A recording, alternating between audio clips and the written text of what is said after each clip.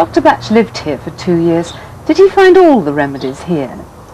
Well, no, far from it really, because he actually took from 1929, he came here in 1934, and he lived here for the latter two years of his life.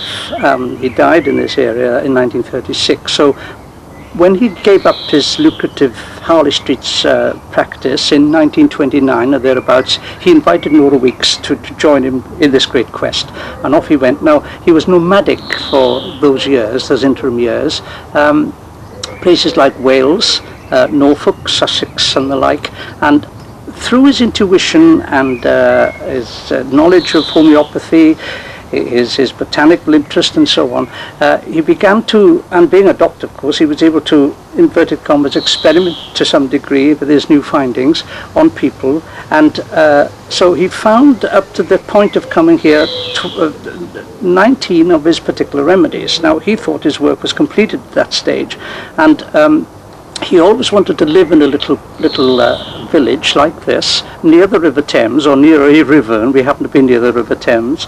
And so Nora walked into this village. They were doing a little lecture tour, and she walked in one day and found that this little house was available for rent. And so she inquired about it, and Dr Bach said, "Oh yes, I'd love to come here." And she knew he would, so they came. And at that stage he was happy to settle down and lay paths and all that sort of thing, enjoy his life to some degree. And they didn't have any money, so he had to make all the furniture that you'll find in the house now, this sort of thing. He'd given it all away.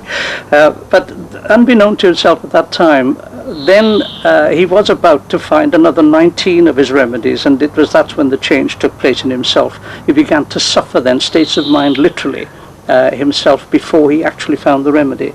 And for the remaining 19, this is how it took place. And then he completed his work in 1936, having found the full 38.